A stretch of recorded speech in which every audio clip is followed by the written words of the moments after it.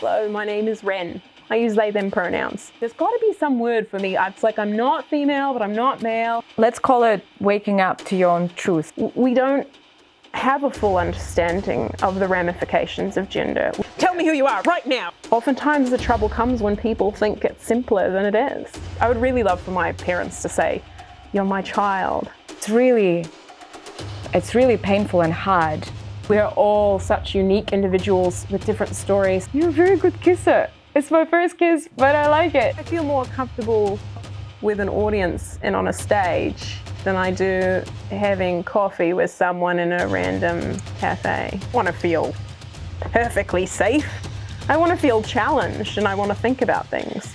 And that's bullshit.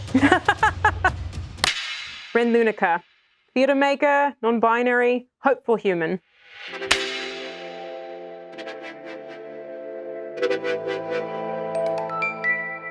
I just wanted to say thank you for the trust and for being open and being just being yourself and showing who you are.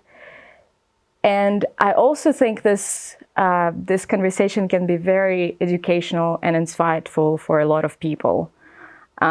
Because for you as non-binary, transgender, but you also hold a very personal, beautiful story, and you're doing beautiful things. This is why I'm so attracted to you as a human, because what you do in theater, psychology, how you blend those things together is very interesting. So I would like to talk more about the arts and how you see yourself as an artist, or maybe not see yourself as an artist, and arts is just the way to show who you are. We're going to explore that. But if you don't mind me starting from some maybe very typical and boring questions that you've been asked all your life. Well, probably not all my life. But not maybe, yeah. There's some questions that I think that we should spare children. Yeah. Tell me who you are right now. No, it's usually like, no, let me tell you who you are right now. So, yeah? I think all children are still often told who they are with an asterisk with the exceptionally kind parents of, but if that's not quite right, you're free to tell me otherwise. But there's always anytime you're told, you are my child, there's a sense of belonging in that, of course, and that's delightful. But of course, a child has no idea what that means. You know, none of us know what it means. I'm not. It's something that it's all conceptual. It's so and even now, abstract. If your parents gonna say you are my child, you're like, what actually means? Because we can interpret it differently. Well, actually, I already have a bias that if they tell me that I'm their child, I'm going to feel good, because that's a language that I have fought for and that feels really respectful to me and does communicate to me belonging, because it's connected to a history of being told I'm their daughter as opposed to their son, which is a role that meant so much more to them in how they communicated those expectations to me than just belonging to them as family. So I really love it. I would really love for my parents to say, "You're my child," or "I'm your parent." With pleasure. And I really love it when people tell me, "You're my family. We're family," because that just evokes love. And of course, my bias about what that evokes has everything to do with my history. Yeah. But that's what a lot of words are, aren't they? They're in kind of an invocation of our history. So Totally. So I don't know. That's cool. It's so hard to remove words from all the histories they invoke and provoke, and labels as well. As you were saying, you have I'm sure when people told you, for example, that you were a crazy Russian, that the picture they had in their head of what that meant probably meant something very, very different than the picture that came up in your head, right? Or even like, why would you need to say that label? You know, I'm just being me. Why do we need that label? That was probably my question, because we're going to talk about belonging, because this is a very important topic. But the typical question I wanted to ask... Oh, sorry to derail you. No, I'm enjoying it. The typical question I wanted to ask is basically how to show the respect to transgender community and people in terms of, I know that it's not very polite to ask what's your birth name or what's your name in the past. Is it so, like, I want to break down some myths and stereotypes, like what's respectful, what's not respectful, and in terms of probably pronouns, as you're right. Very good at explaining We've it. only got an hour and a half, but I think if you just follow the basic framework of building a relationship with someone, a friendship, the most basic friendship, what does any friendship look like? Well, you get to know each other and some basic facts about where you're from. And gender is a basic fact, you know, for people. And I call it a basic fact, not in the in a biological determinism way. That's fancy language for basically genitals or an assignment at birth, but in a how people feel in the world kind of a way. And you talk about other people's ideas and opinions about things as a form of developing safety and intimacy. And you speak in nice tones to each other, and you keep, you know, conflict as a relative minimum. And then as you spend time together with intention and care, sooner or later there's going to be an opportunity where somebody's stepped on somebody's toes. And that's the real gold, actually. That's the real opportunity to just be people with each other. And if you can resolve conflicts about what you think about something that has nothing to do with a person's individual identity, then it develops an incredible level of trust. We don't have a full understanding of the ramifications of gender. We know they're enormous, but we don't have a full, complete picture. And oftentimes the trouble comes when people think it's simpler than it is.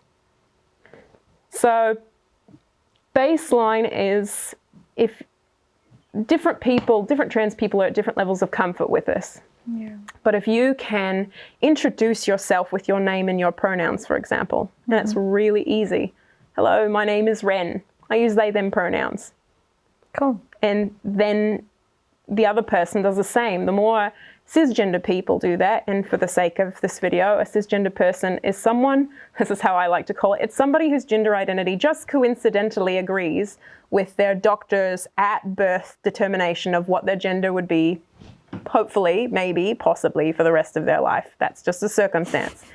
So if a cisgender person can say, hey, my name is such and such, these are my pronouns, and a pronoun is she, her, he, him, they, them, or a whole variety of other words people can choose, that already goes a long way.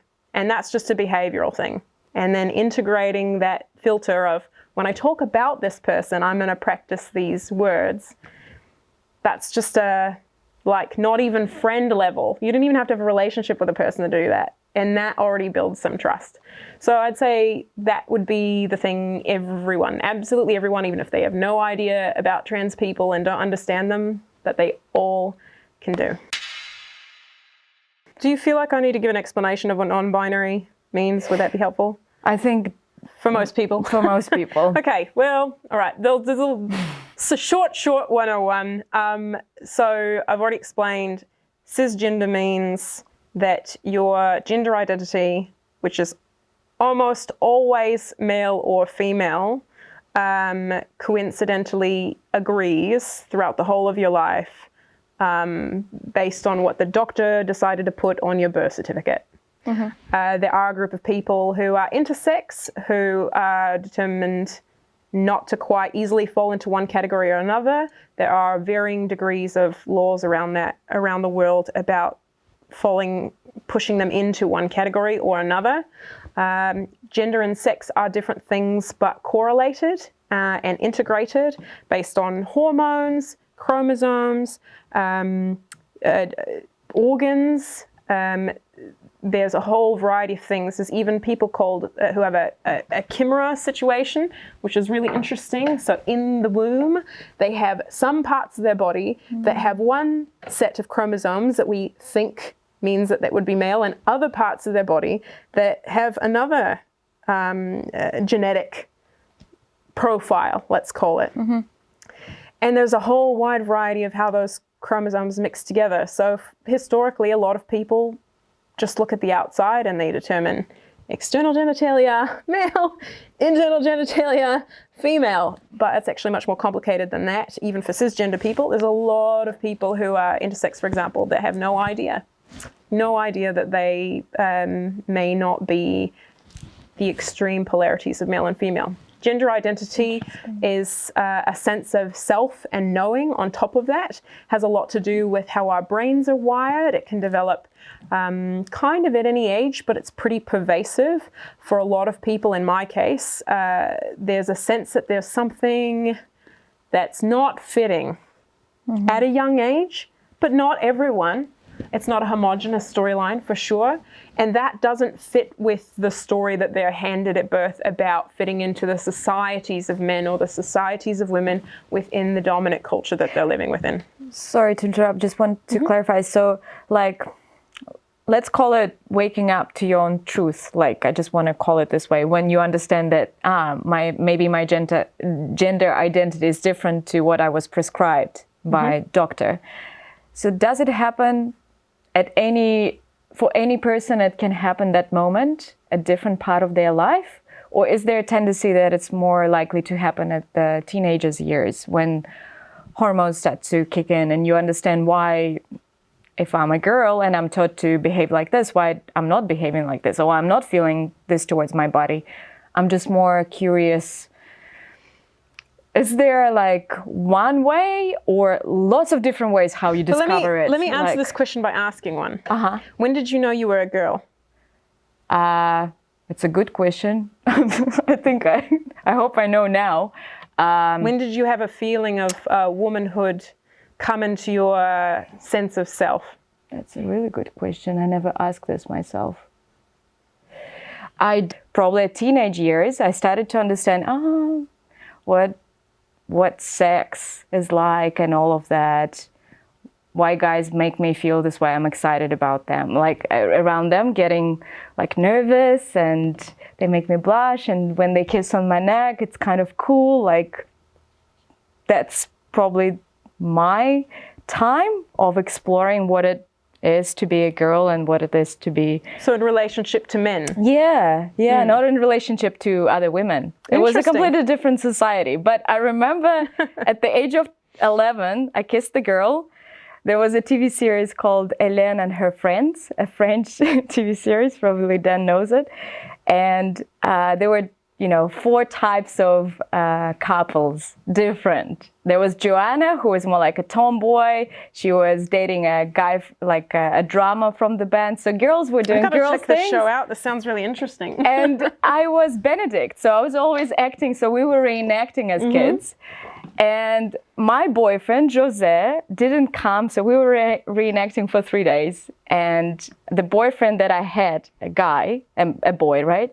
He didn't show up on that day. And I like that the girl jumped in and was like, I'm gonna be Jose. I'm like, okay. And they like, there is a kissing scene. She was like, I'll kiss you. I was like, okay. And I remember that. I was like, you're a very good kisser. It's my first kiss, but I like it. And we were catching up sometimes with her to kiss each other. There was, I know, it's really funny. Not funny like ha ha ha, but it is cool. I think it's very unusual. I think a lot of people, it's getting clearer for younger people now, but I think a lot of people in our general age category and older have a really core connection between their sense of sexuality and their sense of gender. And some of that might be role-based and culturally contextual, but I think that's really common. My story, I also sort of understood my sense of sexuality before I understood my sense of gender identity.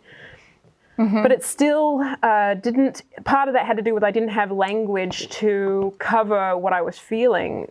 That's the hardest thing, I think. Yeah, the biggest shift that's happened in the last, I'd say, 10 plus years, at least in colonized Western contexts, because I know, Indigenous senses of gender have been a lot more varied and had a lot of variety and had a lot of conceptual spaces and roles for things separate from that, and many of those have been repressed and as a part of colonization, and some have been able to hold on to stuff or reclaim things that they had. But I can't speak for them, so I can only speak for my sense of self. But I think that there is an intrinsic role that internalized industrialization and colonization has played within the Western sense of self as well, into fitting into this binary sense of male and female in context of a heterosexual and normative relationship to each other. And so therefore the female became defined as different from the male, and the male became defined as different from the female, and you bring the two together and you have, you know, children and mating and procreation. At a hormonal level, it's pretty clear in human development, and I'm sure you learned in this in your own psychology course studies, that we have very, very similar hormones as children, basically. There's probably some gender and sexuality stuff, we were talking about this on the way here, that goes into that at a young age, but it becomes really pronounced in those puberty years, and then it goes on, and it's really the most extremely different in terms of testosterone and estrogen in the mating years, in the years when you can procreate and make babies. And then it kind of peaks out a little bit, and then the testosterone goes down, and there's a little bit more estrogen in the case of estrogen dominant people that, you know, may or may not be women. The estrogen kind of peaks, and then it kind of goes down, and women get really worried about this, and they start taking estrogen, you know, when they get older, and they get hot flashes, and they don't care anymore what people's opinions are about them, because the stakes emotionally are way, way different and lower. And some of the cis men, their testosterone goes down, and they're just they're less interested in being competitive or being maybe right all the time, or whatever it might be. And what I want to emphasize is that you can't know every trans person from one narrative any more than we could know your sense of womanhood is the same as any other woman's story. That's gold. We're all such unique individuals with different stories, and the important thing is to listen to an individual's narrative around what their truth is for them. And it is undeniable that transgender people, and gender diverse people as well, who may not identify with that term trans, they have put a lot of thought into who they are, that cis people generally don't need to. It's not necessary. And the thought comes from not feeling like you belong, or not feeling like you're seen, no matter how hard you're trying to tell your story of who you are. And in that case, language can really help, because it's a shorthand for communicating a whole series of ideas. I don't know how much you know about non-binary, for example. I'm sure you have lots of images and thoughts and histories evoked by man and woman. But non-binary, I would love for everyone to know about that term, at least within an Anglophone, English-speaking context, so that if I tell a random stranger I'm non-binary, they're going to have some sense of basic association, maybe, even if that association is only, this person doesn't fit within my previous concepts of man and woman. And I'd love it if everyone had that too. I'd love if when you don't have to announce that you're a woman to people. They just presume, perhaps. But I'm sure yourself and everyone in this room would love the space to not fit into a role that someone has created for them. Totally. And my sense of self is not, for non-binary people in particular, I think that there's an assumption that our identity comes purely from not wanting to fit into a role, rather than opening up the expansiveness from within being a man and a woman. And that's not really... That's a completely different story. That's a different story. That's a different story. Yeah. At a core level, I have tried to navigate my life as outside of those. Neither of those fit, of male and female. So, And the sense of expansiveness, or like when you take this perspective, when you take your understanding of your own self from that perspective, it's much more, not bad or worse, but it just comes from it feels like it's coming from a healthy state of mind or heart, if you wish. I hope so. Yeah, I like hope so. rather than like, I don't know, but I hope so.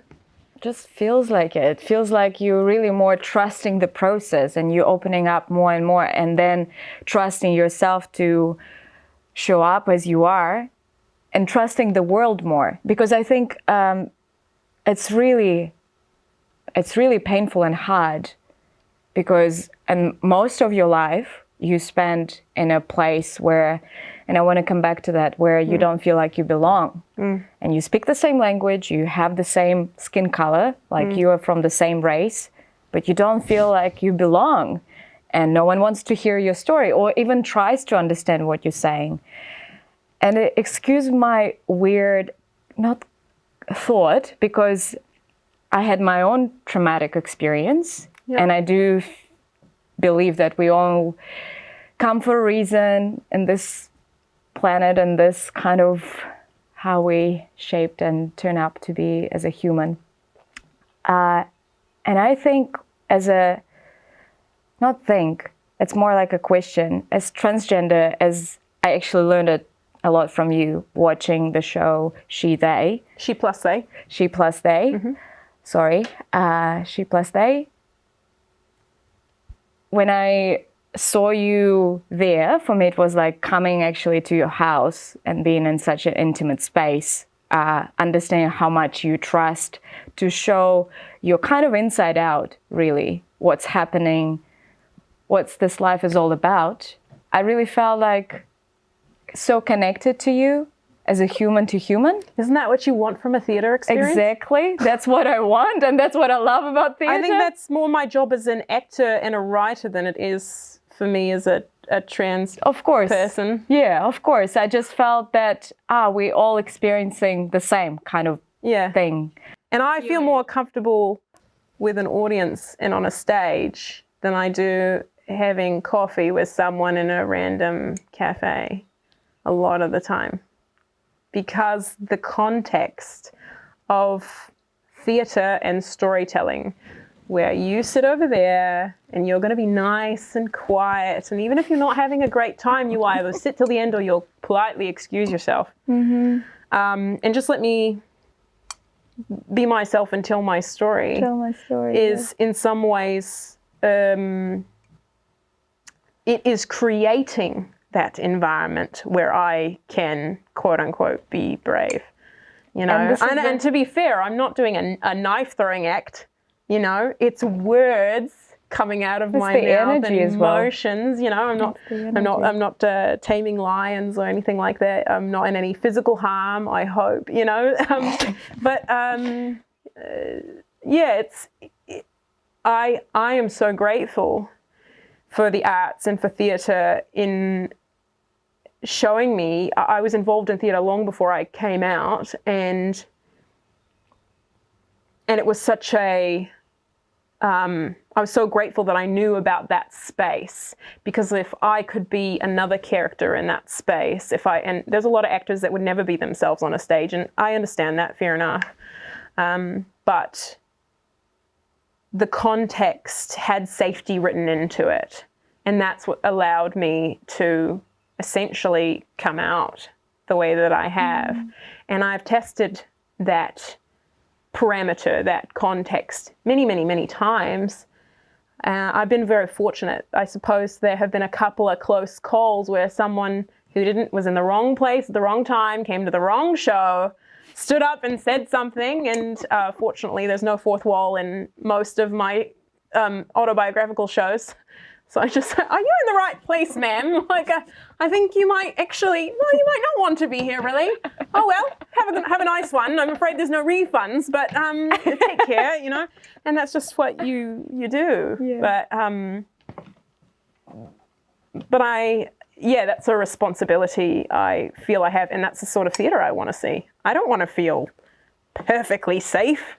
I want to feel challenged, and I want to think about things. And at the same time, that's the message you're giving to the audience, right? Right. Like they need to feel something. They need to feel like, oh, why does it sit well or not well with me? And it is that's a the coincidence. story they take. It's a coincidence that my personal life is interesting to me as a writer and a theatre maker. Cool. I am so, in some ways, I'm lucky because I don't have to ask anyone's permission or do a research about myself, and I don't have to make sure that I, call enough people to feel like I've got the community on board, and I do get the community on board and invite them to shows and say, how do you feel about me saying this stuff?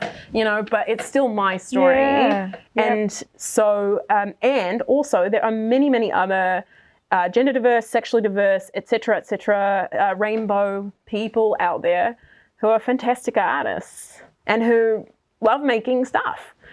And that's the world we live in. We live in a diverse world. And I want to see that. I have a fundamental mistrust of the buy-in to a show, a film, television, even theatre, unless it's in a very specific cultural time and place context. But if it's modern day time and it's a large cast or something like that, if every single person looks like they're from the exact same socioeconomic background and I'm just sort of like, what is the point? I'm not sure that my suspension of disbelief is happening here. So I kind of, I'm excited. I do trust the world in a sense at some base level that we are all kind of looking around, especially right now, and going, what is the world we live in exactly? And how much do we choose it by some curation process? I think we're choosing the world we live in. And in some cases that's omission. And in some cases that's hand selecting of certain things. But the world I live in and that I want to live in is interesting and different and expansive and inspiring and hopeful and accepting. And at the base of it says, you, Yana, cannot not belong. The feeling of not belonging is just a temporary state of not realizing that your very body comes from earth and minerals and is the same relationship to everything else as trees and rabbits and birds and ocean water. We live on a planet that creates people. So, I suppose we could have come from an asteroid with bacteria, but we've been here long enough, we might as well stay. So that's what I keep coming to, and I probably, nearly all of my shows, that's a similar arc in all of them, is going through that remembering process, taking, the English remember, these you remember, you're remembering, you're putting yourself back together, that you can't not belong, really, not really. There's not a single tree that is angry about your existence. Exactly as you are. So that's the real message, and that has nothing to do with gender, sexuality, and everything to do with being human. But that's just my 2 cents or 20 on the matter. How many interviews do you plan to do in total? Non-stop. Oh, forever and always. Forever. Let's see when we're gonna stop. So yeah, it's not it's not a yeah, it's not a fixed series. It's not a fixed project. We just started, so we're just gonna keep going, I think. Yeah. And I don't know, Stuart might be also I think you should have Stuart. Yeah, Stuart is a bottomless pit of stories and wisdom and information, and much, much, much richer. Although I imagine when I come to be your age, I hope that I will have that we can someday in another life we'll or perhaps as cats or something we'll have equal scholarship.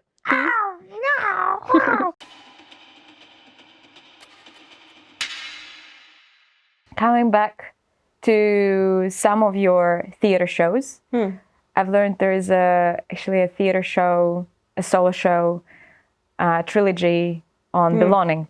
And there's a context of family, then community and world. So I haven't seen that show, and I would love to. So please come to Auckland with this show, or let's go somewhere else to see it. Tell us more about the show, like how, because we talked about the belonging right now. Why did you decide to go and explore belonging through those 3 kind of levels? Why it was important to you to tell that story? I'd say belonging's just been really important to me in general throughout my life, most likely because it didn't come easily to me. But also I was raised in a very religious context that told me at a base level that we are not of this world, that this is a place that, you know, originally started as Eden and a kind of paradise, but there was a intrinsic cultural separation between myself and nature that didn't fit for me at a very young age. I always felt really, really most comfortable in nature. Just not that you're not a part of nature, but what I mean is the wilderness. I feel like me on a desert island is a perfectly fine situation for me. But so I think the first level, just for me, some people work outward in and some people work inward out, and I would say I'm nuclear. I am, because a nuclear device is an internal external explosion. You know, the explosion starts by this tremendous force going in and then going out. And so I wanted to figure out who I am in that desert island scenario. Who am I when you remove a lot of the stuff around who I thought I was, or my need to attach to certain relationships? Not that we're not social beings, but there is a base level of who are you when you go to sleep at night? When you remove the opposites of who you think you are, who are you? What's underneath all of that? And I just kept going like deeper and deeper and deeper into actually parts of myself that I'd repressed in order to fit in, which is a very different experience than belonging, because belonging is about acceptance of what naturally arises and occurs, right? That's how I see it. And fitting in is about curtailing and cutting off parts of yourself. I think actually belonging can be a part of fitting in. Like if you don't belong, you want to fit in. That's what I mean. So they have a relationship with each other. Yeah, totally. Because I personally was trying to fit in New Zealand for some time, understanding like, no, I'm not fitting in. Okay, I'd rather go inside and find a sense of belonging there. And of course, feeling incredible connection to the nature, as you say. That's why I always wanted to come to New Zealand, be closer to the ocean and its power and just magnificence. So I do connect. So I do think, belonging and fitting in, they can cause an interaction. Yeah. And communities, there will always be people in every community that emphasize one over the other, you know, and that's just people's personal journeys. But my first show in that trilogy is actually called Blood Relative. I didn't make them in the order that they go chronologically in my life. So Blood Relative is the one that's all about family, because family is the very first place where you experience, for better or worse, a story about how you belong. Totally. In that show, it mainly emphasizes on the relationships between myself before I came out, as seen from myself now, my relationship with my mother, and my relationship with my paternal grandmother, who was the only living grandmother I had alive at that time, and that I had an adult relationship with.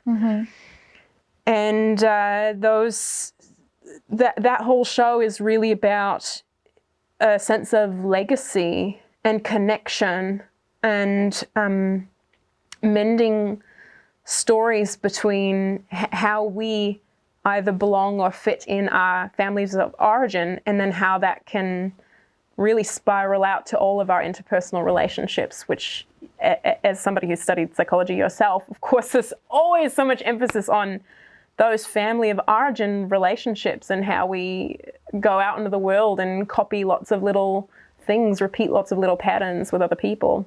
So I started there, and sort of the arc of that production of that theatre show is to find a place of family as something we create and have agency and ownership over within ourselves. That even if your family of origin story is horrific, for example, and mine's not even that horrific, but that we can, at some point, people die and we create our own sense of family, and we can do that however we like. So that's the expansion and the sort of transcendence of a small letter F family to like big letter F family, from a microcosm scale to we're all part of the Milky Way, we're all part of the galaxy, we're all part of existence, and that sense of family all the way.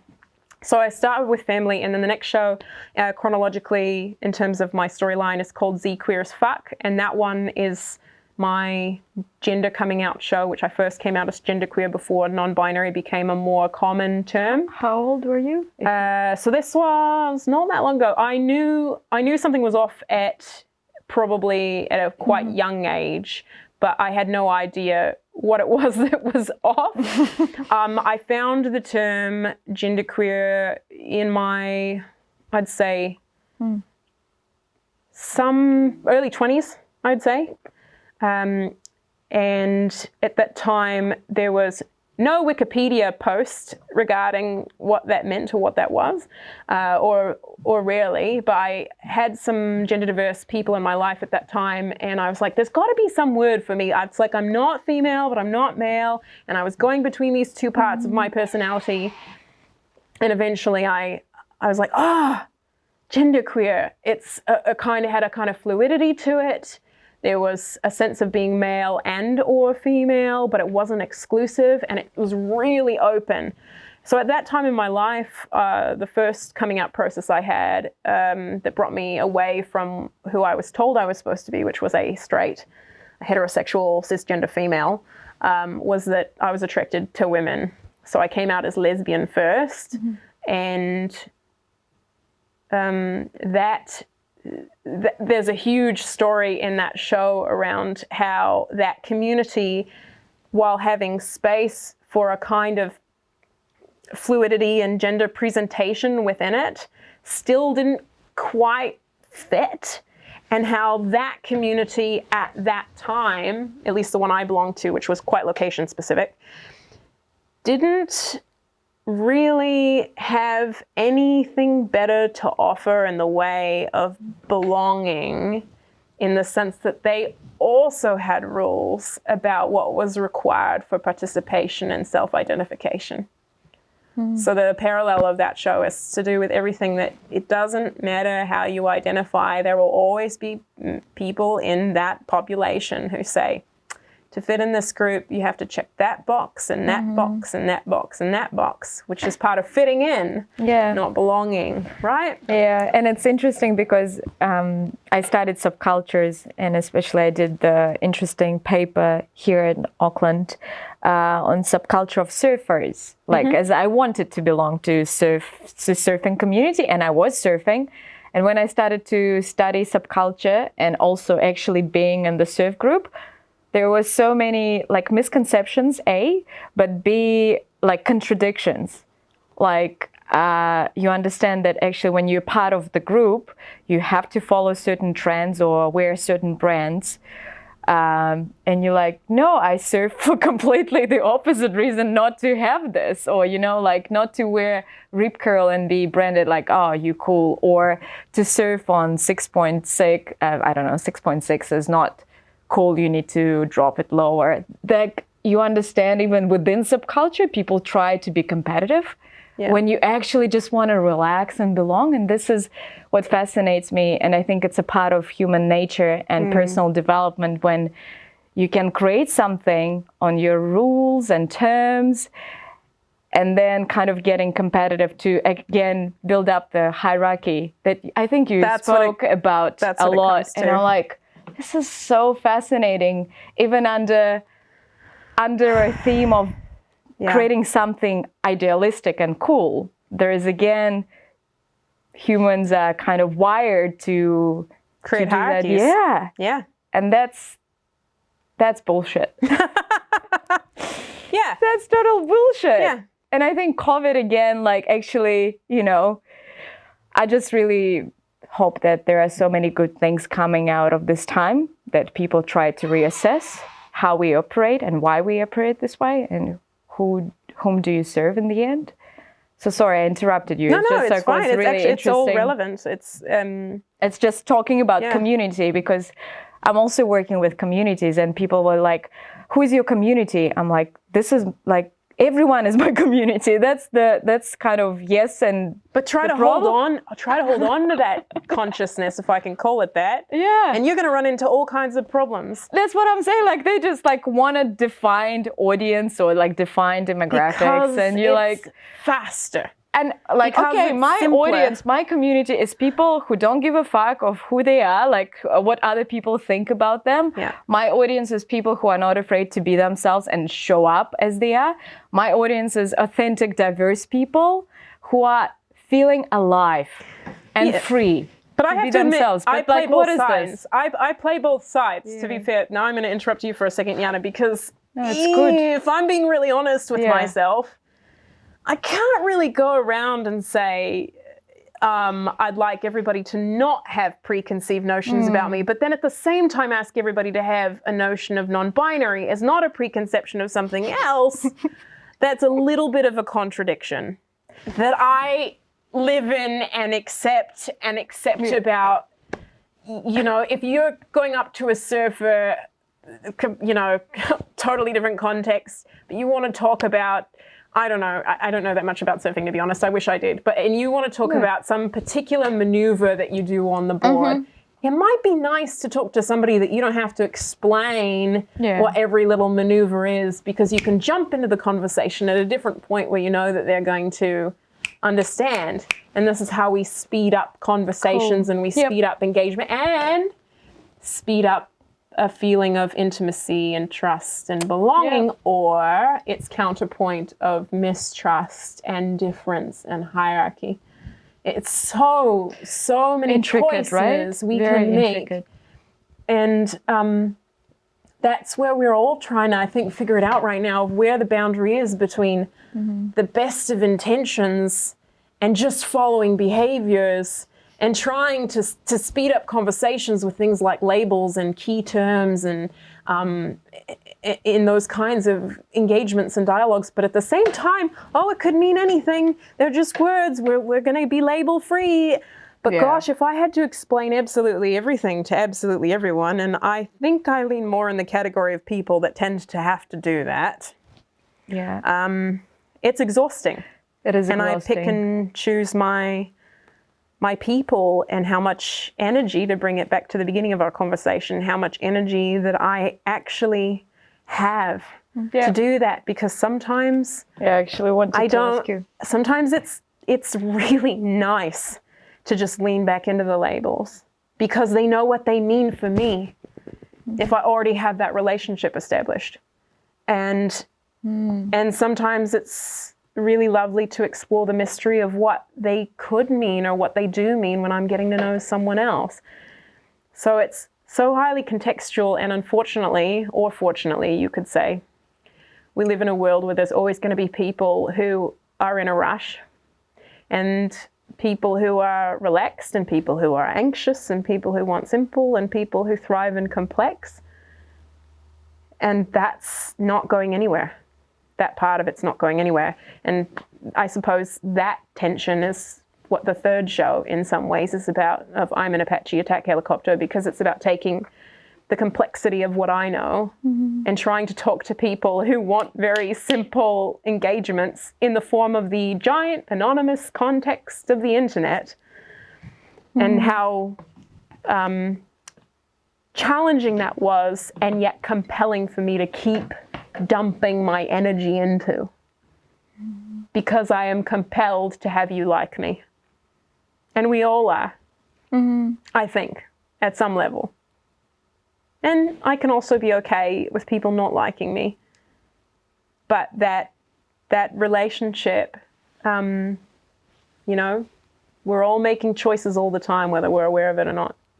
So I think all of my artistic work is just trying to keep coming back to the idea that we have, of what choices we have and what choices we don't have, and what we can be okay with and what we can transcend from. And so that's probably what I'm going to keep exploring in various iterations, because I think that might be the whole human conundrum, you know. Here we are, two people sitting in a studio. I've got a dear friend here as well. And, you know, we don't know where we'll go after this, but we're just sort of present in the moment of what we know and don't know of each other. Let's make some use of it. So, all that to say, I'm really honored when I get the opportunity and the permission to share of myself. And I'm also honored when I'm already known. Cool. And I'd love to have a balance of that. So that's what you can do for trans people, is figure out what their balance is. Cool. And see how you can maybe fit into the category of, I know you and you belong just as you are. And I'm going to keep learning how to make space for that. Just like everyone else, just like for you. Can I ask a personal question? Sure, because there have been so many impersonal questions in this interview. If I get to ask a personal question at the end, go for it. I'm curious to know if there are any specific relationship challenges that you have with your partner. Because relationship is complex. We constantly, any relationship is complex. We constantly mirror each other, project each other insecurities. Right. Like in any relation, especially an intimate relationship with person you love. So I love because you guys tour as well. That's why it's, although that's new. Like all those 3 other shows have been solo shows, and before that, all of my shows were in a more traditional theatrical cast ensemble type performance. Most of them were script-based works and a few devised works. And then I had a few guerrilla art projects I've done on my own or with somebody. But yeah, that's quite new it is very new. work with my spouse. I feel like I've forgotten the question. Like some of the challenges that you have at the moment, if there are any. I think it's just, I think the main challenge we have, because to give context, my wife is a transgender woman and proudly so. She's proud of that and I'm pleased. And I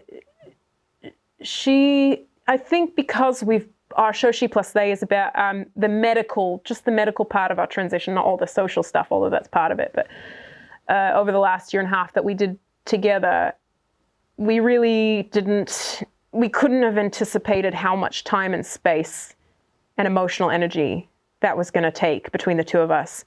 So it's really, really hard. It can be really, really hard when one of us is having a shift in our hormones or plateaus in the changes or has a quick shift. Like in the last, 6 weeks, for example, whatever, she shifted her dosage or something, and then there's some new things to adjust to. So it does feel a little bit like I suppose if you put jet fuel or something into a standard engine or whatever, there are times when the time dilates and collapses, and the energy does the same. I feel like we're awesome. Like I really, really, I love her so much, and we've been together for 7.5 years, as of right now, the time of this recording, and I'm just amazed at how many different iterations of in love with her I can be. It's so delightful to feel really, really, really pleased about my own emotional capacity to love somebody in new ways. So that feels quite fresh and lovely. But in terms of challenges, it's just the slog of the same stuff everybody has. We argue about domestic silliness, like we have such a, and she'll account to this. Socks everywhere, she'll account or to this. she's more like tidy. We just have different little spots that we are good at or not so great at. I'm terrible at doing dishes. Awful, absolutely terrible. I'm great at cooking, but I'm awful at doing dishes. And I don't know if I have some in my mind, there's like a fairy that comes and takes care of them, or that we've developed this thing. And she's terrible at doing laundry. And those two things are in our show, but they're still, I think we had a conversation before I left here this morning about, like, I didn't even mention the dishes on the way out, but I said it'd be really, really lovely if you think you might make time for taking down the laundry from the clothesline. And it's the most mundane, silly stuff that I think every single couple on the planet, like, probably, it's domestic. It's all domestic. But I feel really privileged. I have a really lovely partner, and I have other people too in my life that I love dearly who make that partnership really, really work for us too. It does take kind of a village to have any kind of intimate relationship. But yeah, it's really, really good, and I'm so fortunate, and I hope she would say the same, if not better, if she were the one sitting in this chair. But yeah, the challenge is just figuring out who's got time for what and what can wait. What emotions need prioritizing? Where does the time and the energy go? Because we both need a lot of it. Yeah.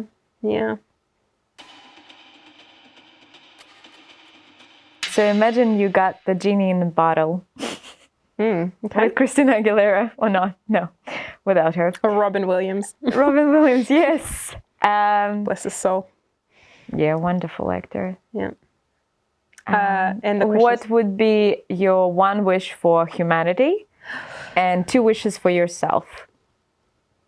Or you can swap. You can choose two wishes for humanity and one for yourself. But I think you decide. You've got three wishes. Well, I know what I would want for myself, which is a baggie of time.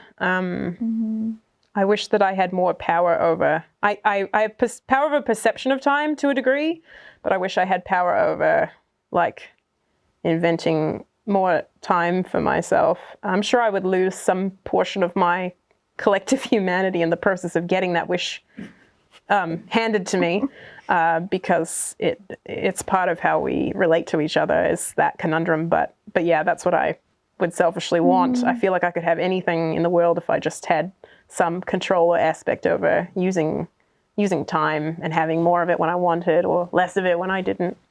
My wishes for humanity. I'm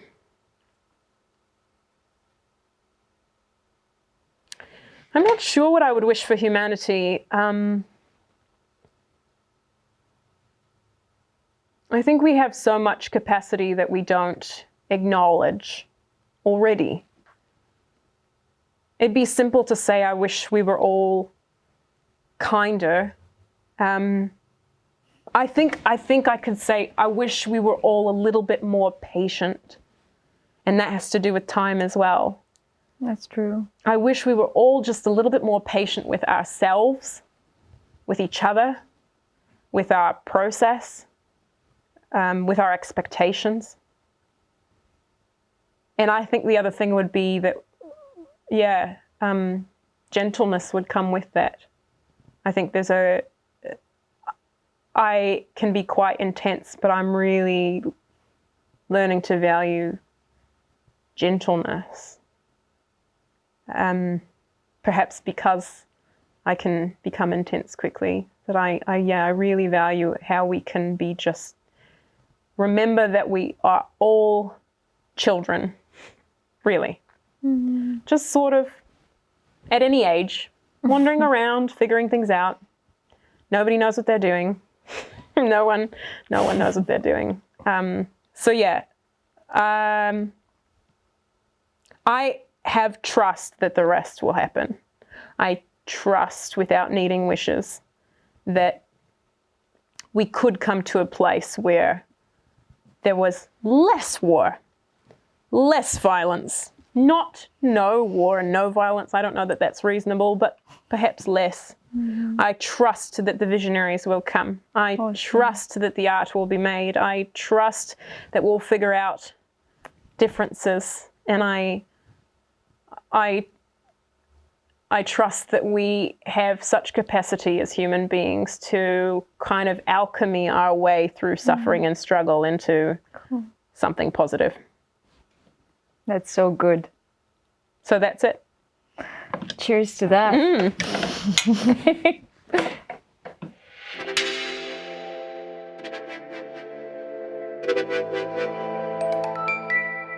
Tell us about Wabi Sabi. My Wabi Sabi object. Sure. So this is I've had many journals in my life. And as a child, I was handed lots of cutesy little tiny crummy locket kind of lose the keys in a second kind of journals that I wrote, silly things in. I mean, all I write in these things is silly things, honestly. But this journal in particular is one I bought for myself. And I bought it when I was maybe 15 years old. And it's when I started to really want to process my existential dread and sadness and all the rest. And I had this inkling that writing would be transformative or shift things for me. I'd written poetry from an even younger age. When I was maybe started at 8 or 9 or 10, I started writing poetry and performing it just in like my school settings and stuff like that. But I wanted to write more, and I started doing, I guess, kind of professional or semi-professional theatre when I was about 12. So this was after that. But I had only thought of myself as an kind of an actor before this. But I just kept not running into the right books. I think a lot of writers and creators, they feel the void and then they realize, oh, I'm the only one that notices. I guess that means that I have to fill it if I want to see that in the world. So it's it's really old, and I have maybe 30 of these types of journals, and they're in all different shapes and sizes, and this one's quite plain, just black, but the binding is falling apart, and the pages have had various things glued into them, taped into them. There's been pictures of other people, of myself. It's as much a little like drawing place, sketch place, just ideas, thoughts, names. I was doing something with a calligraphy pen, and this journal, this one in particular, became the first of many, and it stayed with me for many years. And it's so imperfect. I mean, perfection is a mythology anyway, right? There's no such. I mean, what's name the imperfect sun or star or solar system? It's just a mythology. But I love it. And when I go somewhere new, whenever I move, this is kind of the magic book where once it's found a home, in that home, I am home there. So it goes wherever I am. And it's it's irreplaceable. It's a prized possession for me. And it also serves as a kind of context for who I am today, because I do reread my journals. And this one in particular, because it's sort of narrating a valuable, important part of my story. So how could a journal be anything but perfect as it is regardless of how the cover looks. You know, that phrase of don't judge a book by its cover. Well, this one barely has one. And maybe that's a metaphor for me as well. But I just love it. And I am finally, I wish I was still drawing random cartoon faces and things and taping them in journals. And I have to admit that I don't really do much of that anymore. And there's so many different writing styles in here, but it's almost like a scrapbook.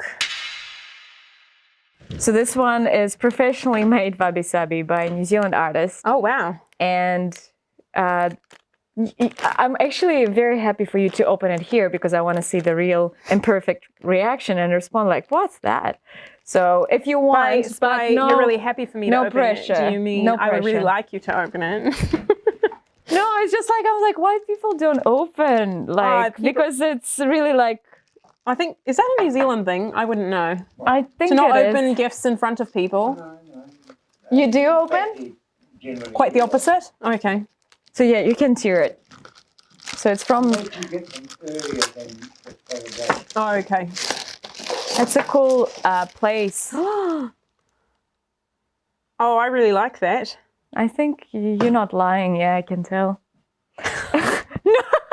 Smash! No, Oh, and then it would No. be a perfect Wabi Sabi.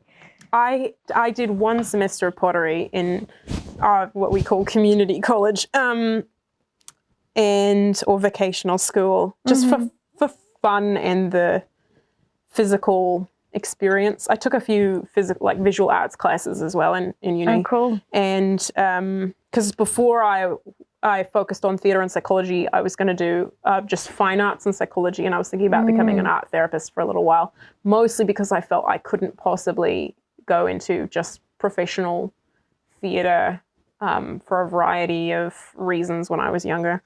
But I made many a thing that had this general shape. Cool. And it's so funny because the teachers in pottery at the time, they graded you based on just how perfect these went straight up. But I always found myself taking the rejects that people were chucking to practice for their final exam and putting various glazes like this on. We had a firing kiln and everything, glazes like this. And I thought this was so much more interesting. That's cool. Than the Perfectly graded. Yeah, I mean, I understand like a lot of artists, they start with the realism, right? And then they move away from it. But I don't know, that's just an idea we have, isn't it? Mm-hmm. No, it's lovely. I actually have almost all my mugs are one of a kind. Awesome. So Almost all my cups. So this can be another one of feel my... like a part of your family in your collection. I almost brought one that was a one-of-a-kind mug that I have as my Wabi Sabi, and I went, the history Wabi Sabi is already in that tea vessel stuff. So I thought, that's too on the nose. Let's go a little deeper. Cool. So, Awesome. no, I love it. That's great.